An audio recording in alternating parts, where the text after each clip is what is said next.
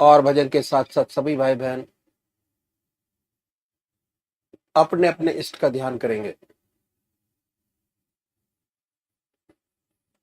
ध्यान कैसे करें?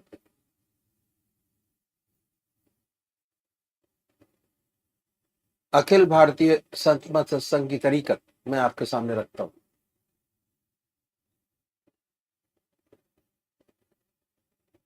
सबसे पहले निश्चित कीजिए कि परमात्मा की कौन सी मूर्त,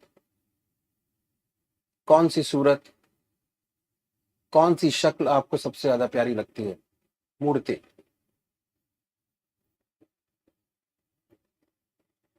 किसी से पूछने की जरूरत नहीं, अपनी आत्मा से प्रश्न कीजिए कि भगवान का वो स्वरूप जो आपको सबसे ज्यादा प्यारा लगता है उसको चुनें।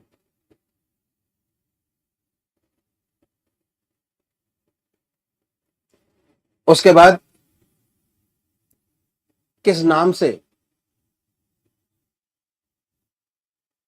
आप उनको याद करेंगे उसको भी चुने। मंत्र। तो क्या हुआ, दो चीज आपने चुनी, एक अपना इष्ट देव और एक मंत्र। उसके बाद पूजा के स्थान पर जाइए। जिस स्थान पर बैठे हैं, जिस आसन पर बैठे हैं, उसी आसन पर बैठे, बड़े प्यार से धूप बत्ती अगरबत्ती जलाएं, बड़े आराम से बैठिए। और बैठने के बाद ये महसूस कीजिए कि आपका इष्ट शरीर आपके सामने विद्यमान है।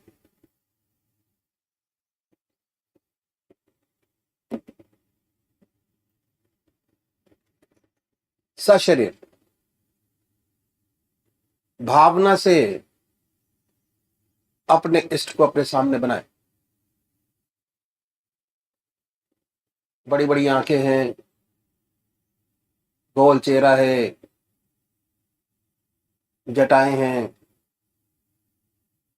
सर्पों की माला है। ख्याल से बाई थॉट उसमें इतने लीन हो जाए कि जब तक आप ध्यान करते हैं तब तक और कोई विचार और ख्याल ना आए। पर आएगा। उन विचारों को हटाएं, फिर अपने इष्ट देव की मूर्त अपने सामने बनाएं, फिर हटाइए। और जब तक ऐसा ना हो, बड़े प्यार से अपने इष्ट का नाम विद फुल फोर्स जिह्वा से ले सकते हैं। इतना फोर्स उस नाम में होना चाहिए कि ना कोई दूसरा विचार रहे, ना ख्याल। उसमें तल्लीन हो जाए, उसी की याद हो, उसी का ख्याल हो। समर्पित भाव से बड़े प्यार से अपने इष्ट के नाम को ले। आधा घंटा सुबह और आधा घंटा सायंकाल, ये दो समय निश्चित कीजिए। और आधे घंटे में 20 से 25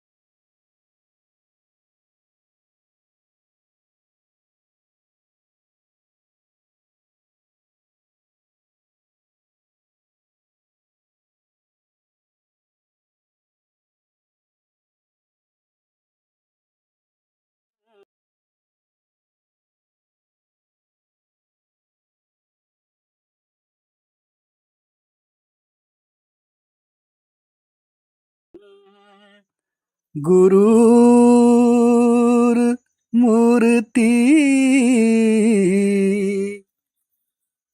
पूजा मूलम गुरु पदम मंत्र मूलम गुरुर्वाक्यम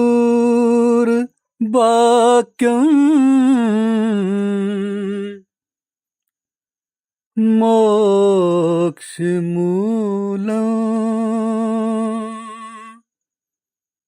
गुरु कृपा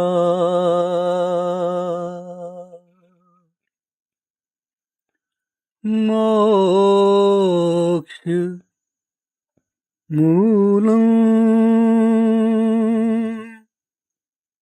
गुरु कृपा।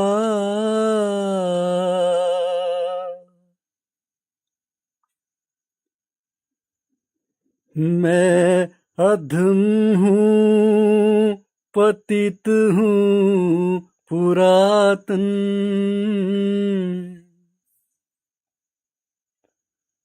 कैसे चरणों में तुम्हारे मैं आऊं।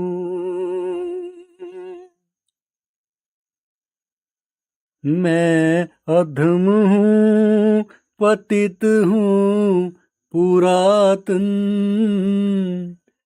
कैसे द्वारे तुम्हारे मैं आऊं।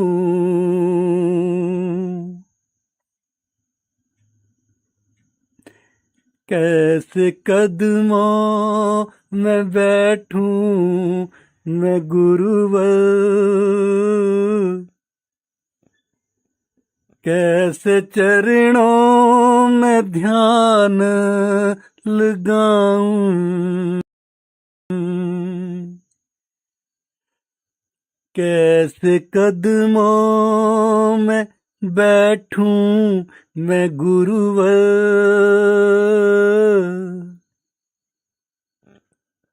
कैसे चरणों में ध्यान लगाऊं।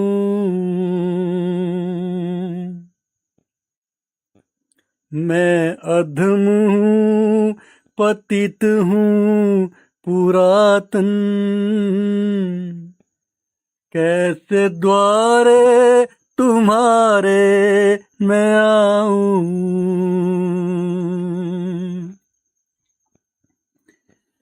तुमको चांद सितारों में देखूं,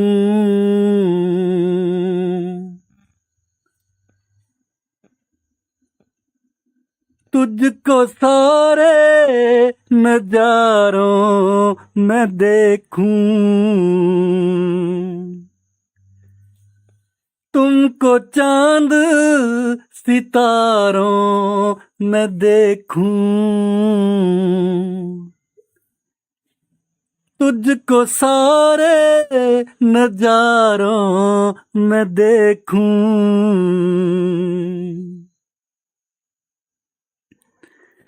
सब में प्राण प्यारे को देखूं, ऐसी नजरें कहाँ से मैं लाऊं। सब में प्राण प्यारे को देखूं, ऐसी नजरें कहाँ से मैं लाऊं। मैं अधम हूँ पतित हूँ पुरातन, कैसे द्वारे तुम्हारे मैं आऊं। कैसे कदमों में बैठूं मैं गुरुवर,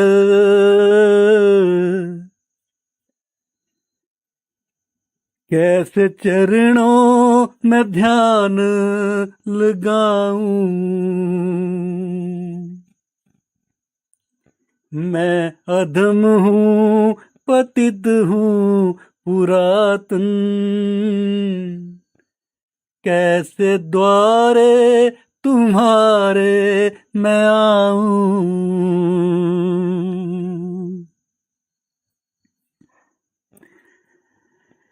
कैसे पद्म पराग मैं पाऊं, कैसे निर्मल मैं मन को बनाऊं, कैसे पद्म पराग मैं पाऊं, कैसे निर्मल मैं मन को बनाऊं, कैसे दिल में छवि को बसाऊं, कैसे गुणगान उनका मैं गाऊं, कैसे दिल में छवि को मैं बसाऊं, कैसे गुणगान उनका मैं गाऊं।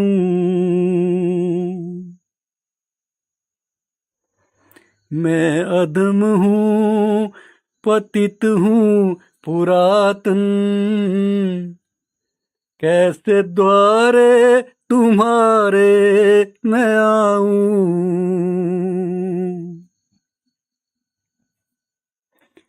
कैसे कदमों में बैठूं मैं गुरुवर, कैसे चरणों में सर को झुकाऊं। मैं अधम हूँ, पतित हूँ पुरातन, कैसे द्वारे तुम्हारे मैं आऊं,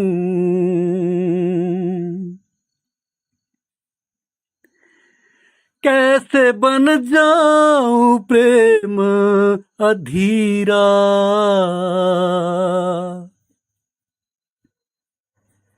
कैसे मन को बंधाऊं मैं धीरा, कैसे बन जाऊं प्रेम अधीरा, कैसे मन को बंधाऊं मैं धीरा, कैसे सौंपूं उन्हें ये शरीरा, कैसे नैनों से नीर बहाऊं, कैसे सौंपूं उन्हें ये शरीरा, कैसे नैनों से नीर बहाऊं। मैं अधम हूँ, पतित हूँ पुरातन, कैसे द्वारे तुम्हारे मैं आऊं, कैसे कदमों में बैठूं मैं गुरुवर, कैसे चरणों में ध्यान लगाऊं। मैं अधम हूँ, पतित हूँ पुरातन, कैसे द्वारे तुम्हारे मैं आऊं। ओम।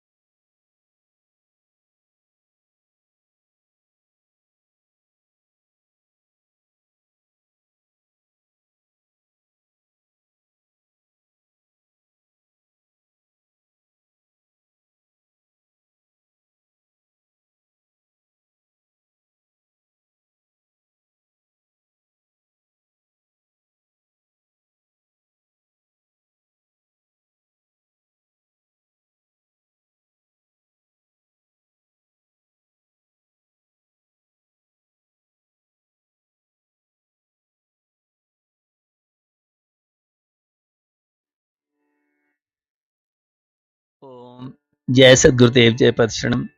श्री ब्रिजमोहन वचनामृत भाग 3 परिच्छेद 8 4। स्थान लखनऊ, अक्टूबर सन 1951। शील तथा आत्मवान। राम ब्रह्म परमारथ रूपा, अभिगत अलख अनादि अनूपा, सकल विकार रहित गत भेदा, कही नित नेति निरूप ही वेदा। आज भंडारे का तीसरा दिन है। प्रातःकाल 7 बजे से 8 बजे तक आंतरिक सत्संग का कार्यक्रम रहा। उसके बाद 8 बजे से 9 बजे तक दानों से शांति पाठ रहा।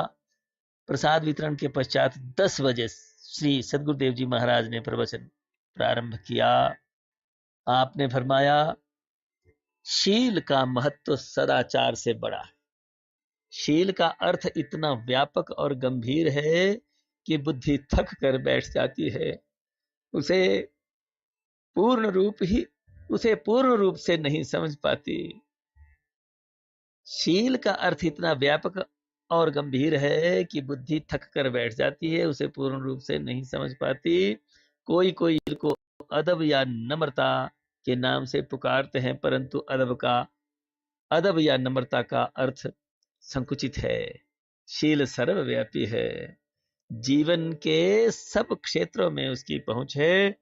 शील के ही द्वारा उन्होंने बड़े बड़े साम्राज्यों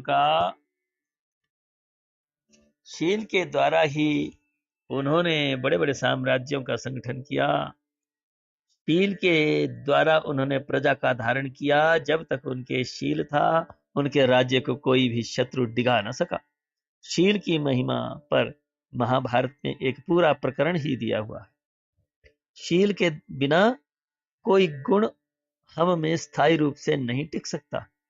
पूज्य लालाजी महाराज कहा करते थे, जितना कुछ भी साधन करते कराते हैं वह सब अपनी आदतों के सुधार के लिए। जहां सब आदतें सुंदर हुई, शील आ गया। शील ही मनुष्य का मनुष्यत्व है। शील के बिना हम पशु तुल्य हैं और हमारा व्यवहार भी पशुवत होता है। शील की प्रगति श्री गुरुदेव की कृपा कटाक्ष से होती है। श्री गुरुदेव का सामीप्य जितना अधिक होगा, हम में शील आता जाएगा। इसीलिए शिष्य का दूसरा नाम है अंतेवासिन, अर्थात वह जो समीप रहे। श्री गुरुदेव हमें सुंदर शीलवान बनाकर हमारे आचरण को शुद्ध करते हैं। अतः वह आचार्य भी कहलाते हैं। श्री गुरुदेव के समीप रहकर हमें उनकी सेवा में नित्य तत्पर रहना चाहिए। उनकी शारीरिक जरूरतों को केवल पूरा करना ही सेवा नहीं है, यह तो बहुत संकुचित सेवा है। सच्ची सेवा तो वह है जो सइव अर्थात उनके समान हमें शक्तिवान बना दे। जैसी रहनी सहनी उनकी है, वैसी हमारी भी आप ही आप अनायास होने लगे। जैसे वह सब प्राणियों के प्रति व्यवहार करते हैं, वैसे हम भी करें। ऐसा ही एक और विलक्षण शब्द संस्कृत साहित्य में है, जिसके जोड़ का दूसरा शब्द दृष्टि में नहीं आता। इस शब्द में भारतीय संस्कृति तहजीब का सर्वोच्च भाव भरा है, आत्मवान। इस शब्द में भारतीय संस्कृति यानी तहजीब का सर्वोच्च भाव भरा है, आत्मवान। महर्षि वाल्मीकि जी ने भगवान राम का चरित्र वर्णन करते हुए उन्हें आत्मवान भी कहा है। इसकी परिभाषा केवल जितेंद्रिय होना ही नहीं है, वरन प्राणी मात्र के साथ आत्मवत व्यवहार करने की भी बातें आ जाती हैं। सारा विश्व आत्मा से भरपूर है, दूसरा कोई दिखता ही नहीं। जिस पुरुष की यह गति होगी, बेशक उसका व्यवहार सबके प्रति आदर्श रूप होगा, उसमें शील भरपूर होगा। आत्मवान प्राणी किसी दूसरे के ऐबों बुराइयों को नहीं देखेगा।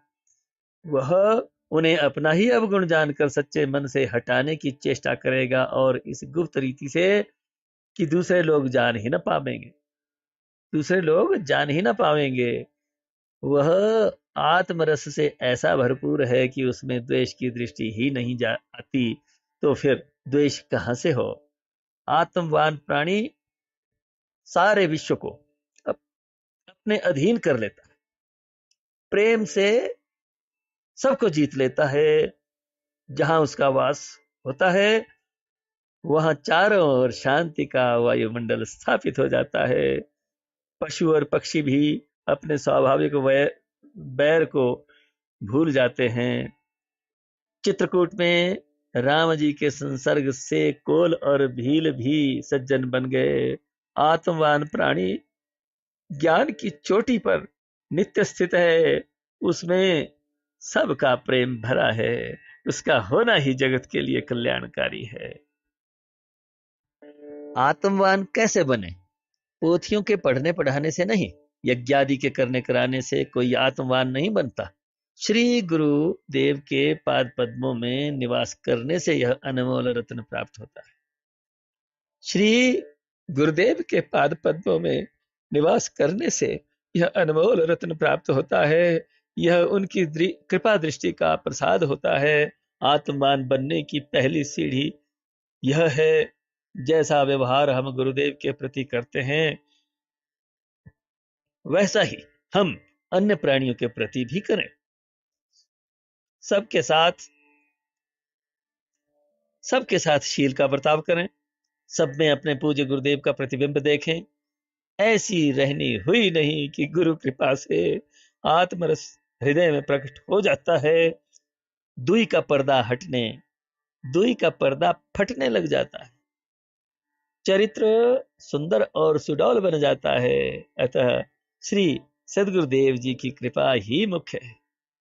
श्री सद्गुरुदेव की कृपा ही मुख्य है। सत्संग की महिमा अपार है। धन्य है वह अवसर, धन्य है वह घड़ी जब संत समागम प्राप्त होता है। उनके सहारे सब मंजिलें तय हो जाती हैं। अहंकार या अनानियत अहंकार के मानी हैं अहमपना और खुदी का जाहिर होना। जब तक वह संसार की तुच्छ चीजों के साथ मेरा तेरा अपना करता रहता है, तब तक वह घृणित, दूषित और नफरत से भरा हुआ मालूम देता है। लेकिन जब वह अध्यात्म की ऊंची चोटी और छत पर चढ़ जाता है और कहता है अहम ब्रह्म, मैं ही खुदा हूं, मैं ही सब हूं, तब वह कारमंद और जी लुभाने वाला हो जाता है। उसके बाद उसे और साफ होना पड़ता है, तो उसी अवस्था में रहते हुए ईश्वर की फिर शरणागति लेता है और ईश्वर में होकर संसार में विचरता है। मतलब यह कि उसको भद्दे और मायावी मंडल से निकाल कर ऊंचे मंडल पर खेलने का अवसर देना चाहिए, ताकि उसकी बदसूरती दूर हो जाए। यहाँ सिर्फ कहना सुनना काफी नहीं, बल्कि गति हाल होना चाहिए। और यह गति या हाल भी काफी नहीं है जो केवल बेसुधी मदहोशी और मस्ती की अवस्था में चिल्लाने लग जाए, बल्कि उसकी यह हालत व्यवहार में आ जाए। दूसरों की सब चीजें अपनी और अपनी सब चीजें दूसरों की एक सी न्यौछावर हों। काम नफश शहवाती, काम के अर्थ ही अहंकार की अभिलाषाएं हैं। इसकी शक्ति जब साफ और निर्मल हो जाती है तो उसके आसरे मस्जिद, मंदिर, गिरजा, सराय, कुएं आदि स्थापित होते हैं। क्रोध के यह मानी है कि अहंकार की राह में और हठ में जो चीज अटकाव व रुकावट डाले, उसको क्रोध द्वारा हटाना उसके सजाव सुधार तादीब के खराद पर चढ़ने से मनुष्य बहादुर, दिलेर, साहसी, हिम्मती और हौसले वाला बन जाता है। लोभ, तमअ, नफसानी। लोभ का अर्थ है अहंकार के खुश करने के सामान। भद्दी सूरत में यह बुरा है, लेकिन जब सर्वस्थानी मुहित कुल होकर कहता है कि यह सारा जगत मेरा है और मैं सारे जगत का हूं, और इस ख्याल से वह सबको अपने में समेट लेता है और सब में अपने को पाता है, फिर वह क्या ही सुंदर और शानदार दिखाई पड़ता है। मोह के मानी हैं अहंकार के प्यार की चीजों के साथ प्रेम और संबंध। मोह के मानी यहाँ भ्रम के नहीं है, अलबत्ता मोह से भ्रम पैदा हो जाया करता है। यह जब बढ़ता जाता है तो मनुष्य सारे जगत से प्रेम का संबंध पैदा कर लेता है। इसका मोह संकुचित सीमा, महदूदियत के तंग घेरे को से निकलकर विस्तृता वसात के खुले वायुमंडल में आ जाता है और सर्वव्यापी हो जाता है। उस वक्त वह सबको प्यार करता है और सब उसे प्यार करते हैं। इस दशा में उसको किसी के मरने से दुख नहीं होता, क्योंकि उसमें सीमा, महदूदियत नहीं और असीमित लामहदूद को की मौत नहीं। इसके पश्चात बड़े सुंदर कंठ, बड़े मधुर कंठ से निम्नलिखित भजन गाया। मूर्ख क्यों रोवे दुख पाए, मूर्ख क्यों रोवे दुख पाए। जग प्रसिद्ध विद्वान विचारक दुख ही के गुण गाए। अंतस्थल की गुप्त शक्तियों को दुख ही चेताए। कायर साहस हीन भीरुजन दुख से अश्रु बहाए। वीर साहसी पौरुषधारी दुख से कब अकुलाए।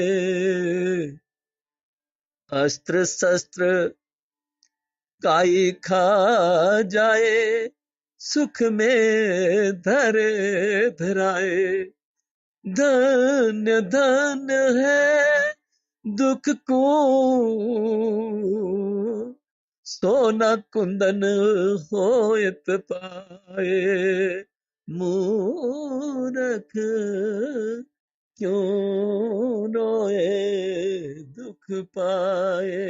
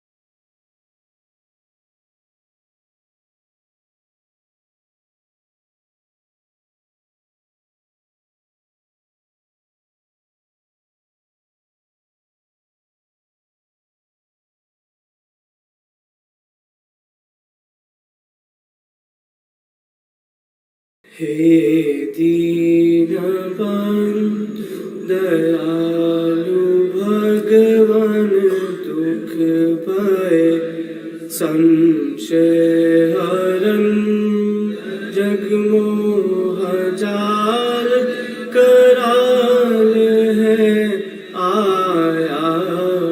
प्रभु तेरी शरण, मैं पतित हूँ तुम पतित पावन, दास में तुम नाथ हो, दिन रात सोते जागते प्रभु तुम हमारे साथ हो।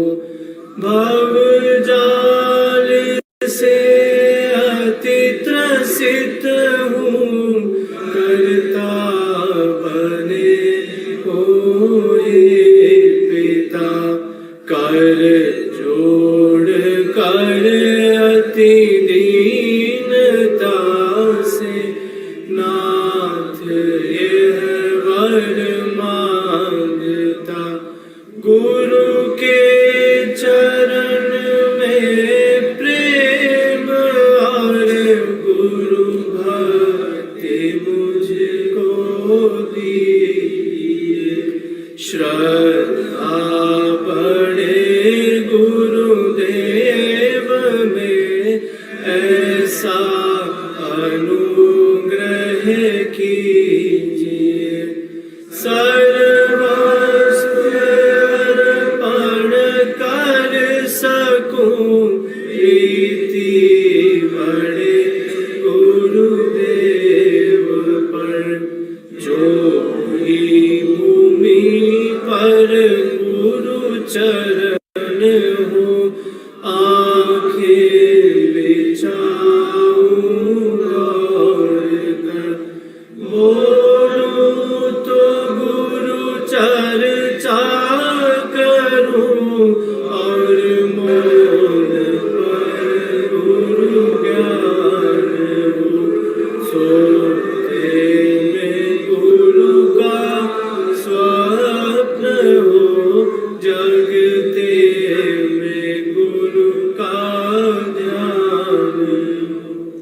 पापी अधर्मी कुटिल कामी, जानते आश्रय दिया, रहवासी गुरुदेव जी, निज दास मुझको कर लिया। अंतिम विनय है आपसे, पूरण गुरु पूरण पिता, अब चरण पर हो शीश जिस दिन, प्राण हो तन से जुदा। हे दीनबंधु दयालु भगवान, दुख भय संशय हर, जग मोह जाल करार है, आया प्रभु तेरी शरण।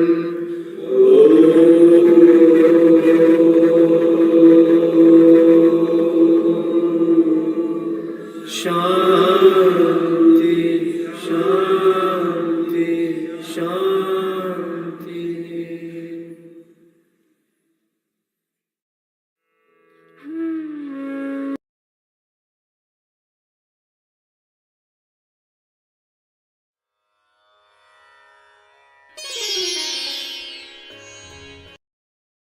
अनमोल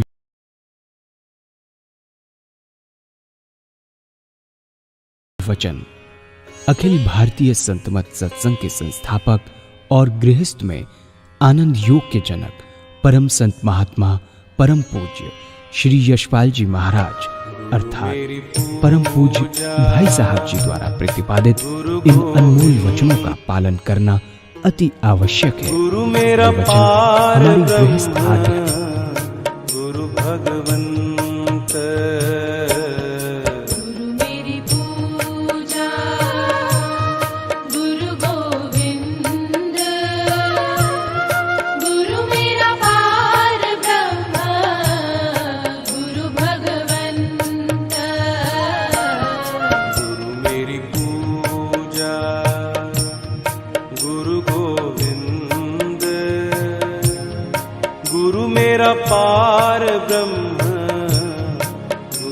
भगवंत। गुरु मेरी पूजा गुरु गोविंद, गुरु मेरा पार ब्रह्म गुरु भगवंत।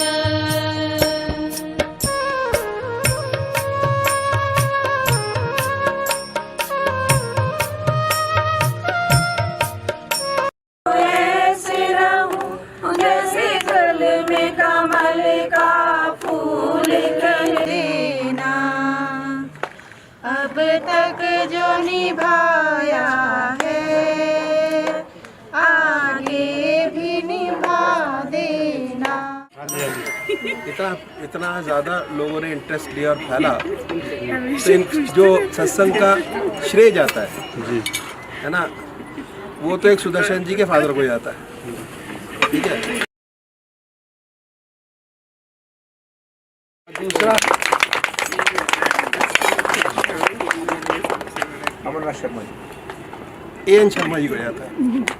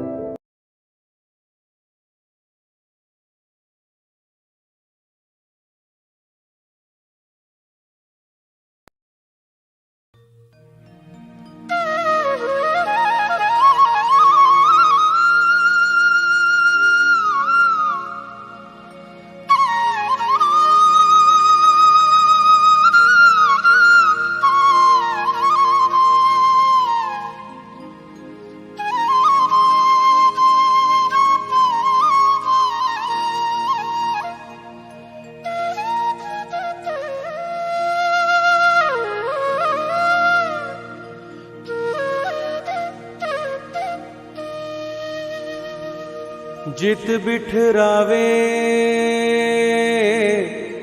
तित ही बैठूं,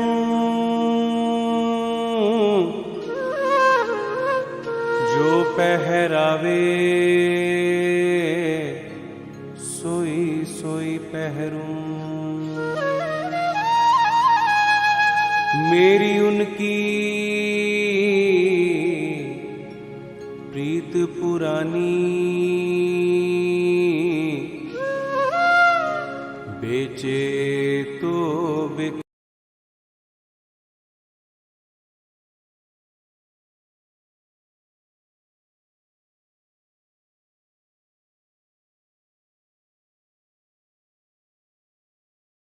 गृहस्थ में आनंद योग के जनक परम संत महात्मा परम पूज्य श्री यशपाल जी महाराज अर्थात परम पूज्य भाई साहब जी द्वारा प्रतिपादित इन अनमोल वचनों का पालन करना अति आवश्यक है।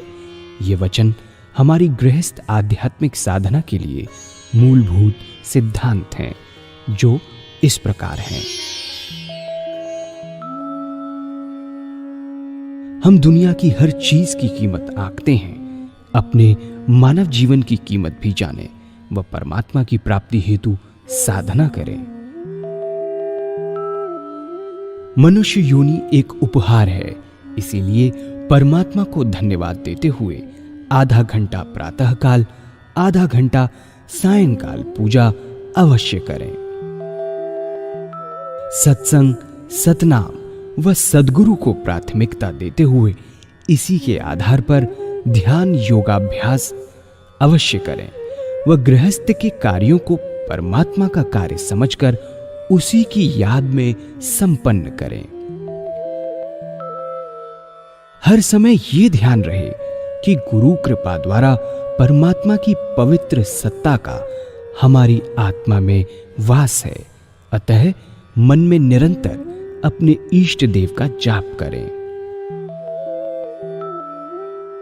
मान सम्मान की इच्छा ना करें, व अपमान से दुखी ना हो, परमात्मा के अतिरिक्त किसी और का भय ना करें, दूसरों की बुराई न करें, न सुने, सत्य व मधुर बोलें, अश्लील शब्द मुंह से ना निकालें, सभी से नम्रतापूर्ण व सुंदर व्यवहार करें। धर्म पत्नी के अतिरिक्त अपने से बड़ी से माता जैसा, बराबर की से बहन जैसा व छोटी से पुत्री जैसा व्यवहार करें। सांसारिक जीवन यापन की आवश्यकताएं अंतहीन हैं, इसीलिए अधिक से अधिक समय सत्संग में व धन परोपकार में खर्च करें। याद रखें, न स्त्री माया है, न धन दौलत, न ही परिवार। माया वह है जो हृदय को परमात्मा से दूर हटा दे। अतः निरंतर सत्संग और सद्गुरु की शरण में रहने का प्रयास करें। भोजन अपने इष्ट को अर्पण कर प्रसाद रूप में परमात्मा की याद में करें। रात्रि में सोने से पहले अच्छे बुरे कार्यों का आत्मनिरीक्षण कर उसका समुचित पश्चाताप करते हुए ध्यान करें व प्रभु की गहरी याद में ही विश्राम करें। परमात्मा तू ही है, तेरी इच्छा पूर्ण हो।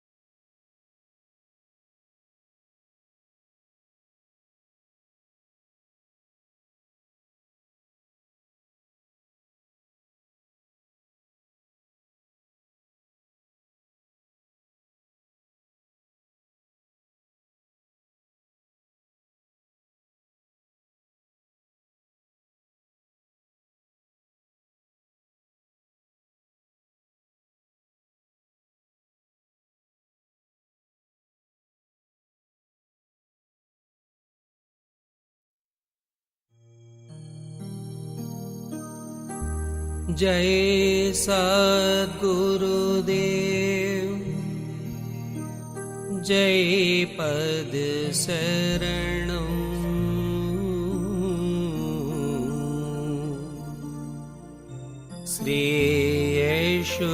श्रेयस्वरूप चरणं शरणं।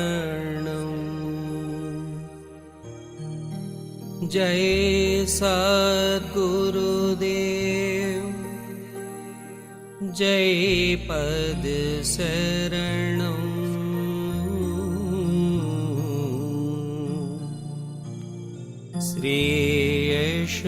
श्रेयस्वरूप चरणं शरणं। जय सद्गुरुदेव, जय पद शरणं। श्रेयस्वरूप चरणं शरणं। जय सद्गुरुदेव, जय पद शरणं। श्रेयस्वरूप चरणं शरणं।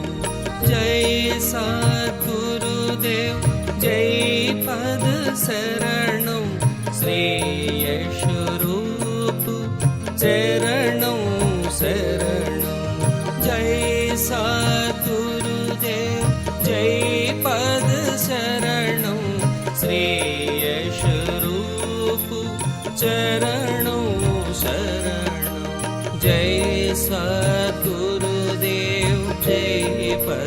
शरणं श्रेयशरूप चरणों शरणं जय सद्गुरुदेव जय पद शरणं श्रेयशरूप चरणों शरणं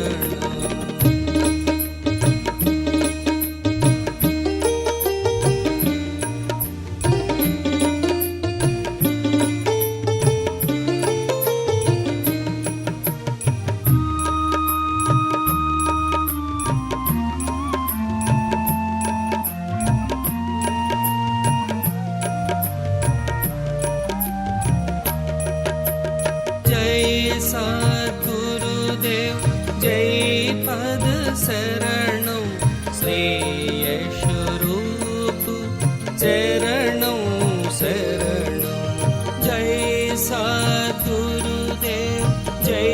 पद शरणं श्रेयशरूप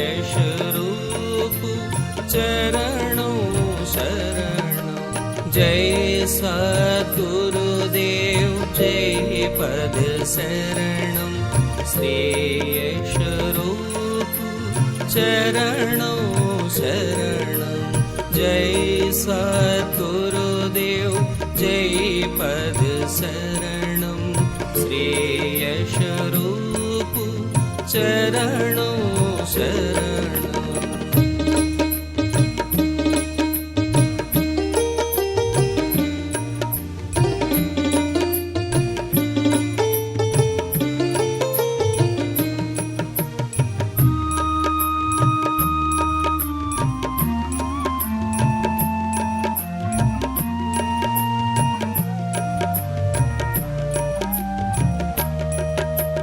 जय सद्गुरुदेव जय पद शरणं श्रेयशरूप चरणों शरणं जय सद्गुरुदेव जय पद शरणं श्रेयशरूप चरणों शरणं जय सद्गुरुदेव जय पद शरणं श्रेयशरूप चरणों शरणं जय सद्गुरुदेव जय पद शरणं श्रेयशरूप चरणों शरणं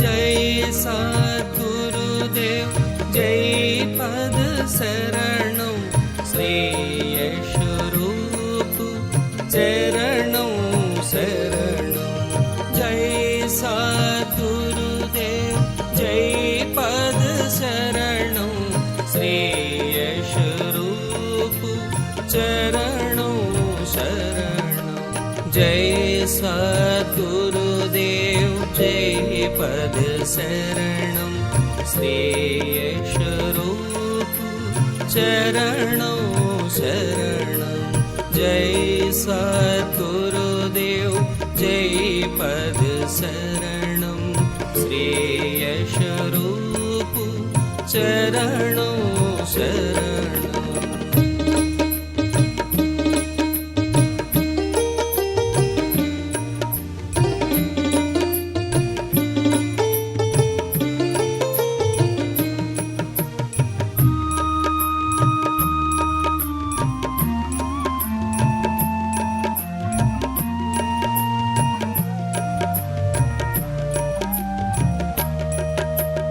जय सद्गुरुदेव जय पद शरणं श्रेयशरूप चरणों शरणं जय सद्गुरुदेव जय पद शरणं श्रेयशरूप चरणों सद्गुरुदेव जय पद शरणं श्रेयस्वरूप चरणों शरणं जय सद्गुरुदेव जय पद शरणं श्रेयस्वरूप चरणों शरणं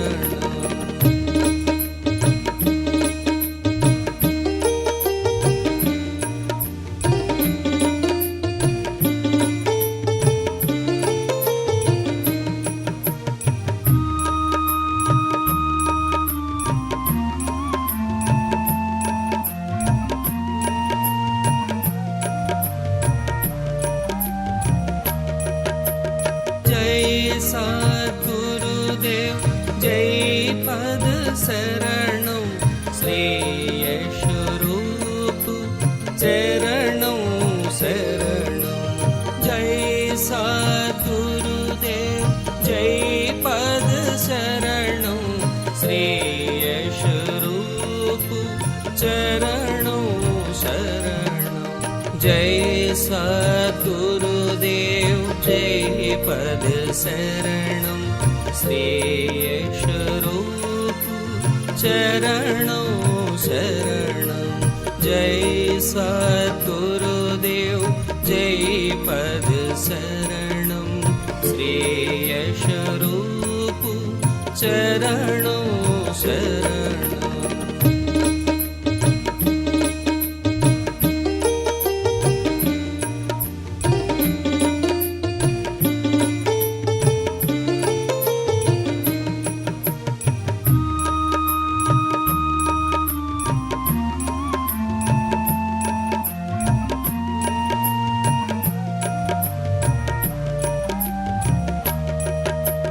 जय सद्गुरुदेव जय पद शरणं श्रेयस्वरूप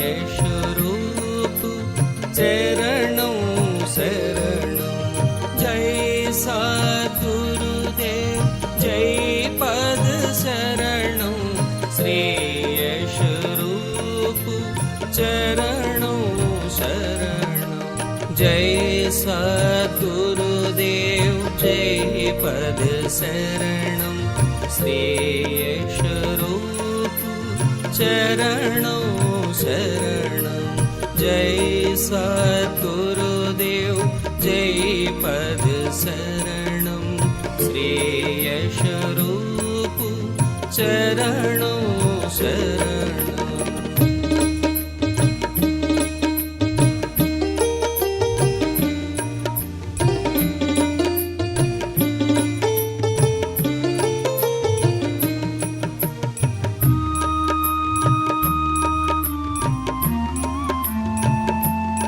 श्रेयस्वरूप चरणों शरणं सद्गुरुदेव जय पद शरणं श्रेयस्वरूप चरणों शरणं जय सद्गुरुदेव जय पद शरणं श्रेयस्वरूप चरणों शरणं जय सद्गुरुदेव जय पद शरणं श्रेयस्वरूप चरणों शरणं जय सद्गुरुदेव जय पद शरणं श्रेयस्वरूप चरणों शरणं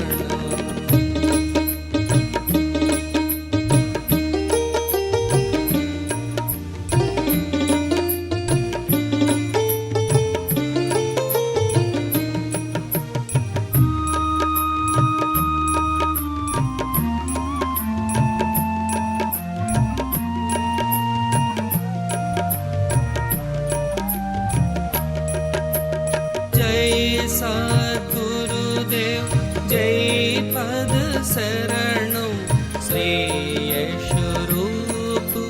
चरणों शरणं जय सद्गुरुदेव जय पद शरणं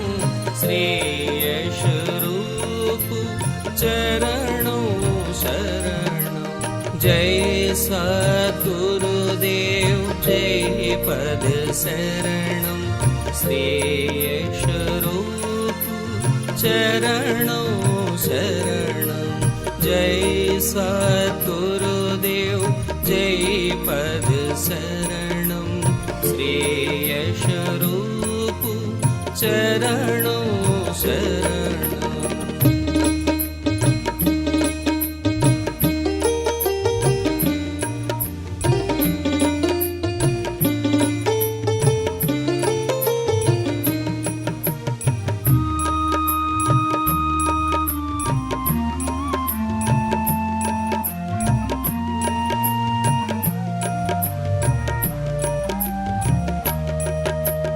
जय सद्गुरुदेव जय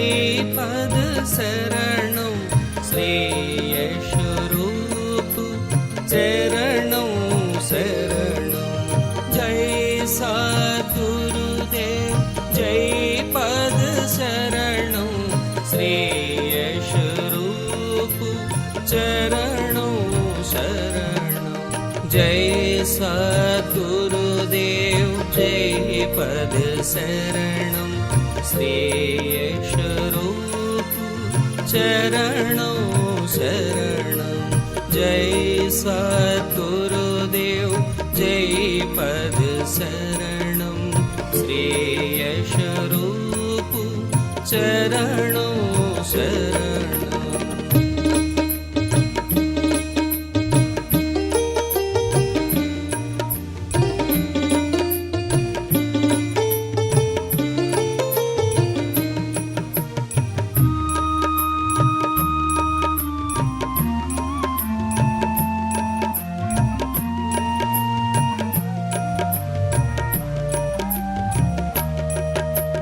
जय सद्गुरुदेव जय पद शरणं श्रेयस्वरूप चरणों शरणं जय सद्गुरुदेव जय पद शरणं श्रेयस्वरूप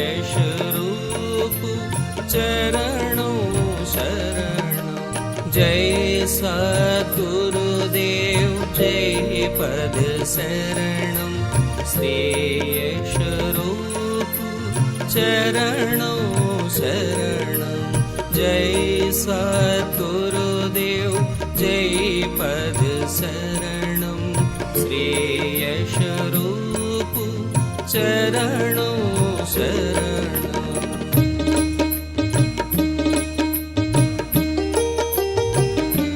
जय सद्गुरुदेव जय पद शरणं श्रेयस्वरूप चरणों शरणं जय सद्गुरुदेव जय पद शरणं श्रेयस्वरूप चरणों शरणं जय सद्गुरुदेव जय पद शरणं श्रेयस्वरूप चरणों शरणं जय सद्गुरुदेव जय पद शरणं श्रेयस्वरूप चरणों शरणं जय सद्गुरुदेव जय पद शरणं श्रेयस्वरूप चरणों शरणं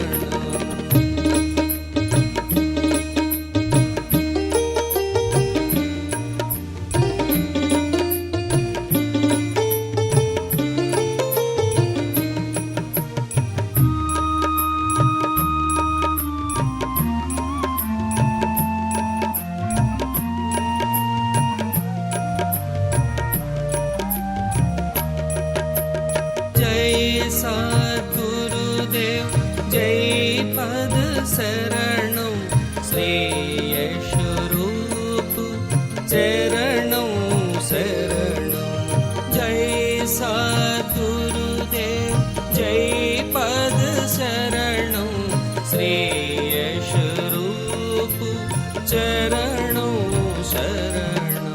जय सद्गुरुदेव जय पद शरणं श्रेयस्वरूप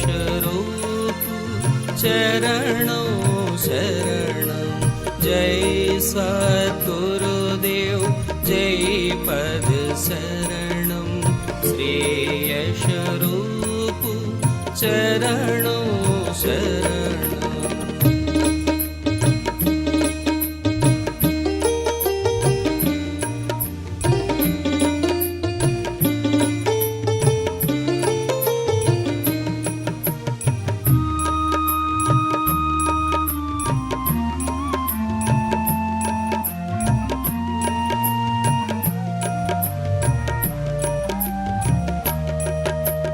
जय सद्गुरुदेव जय पद शरणं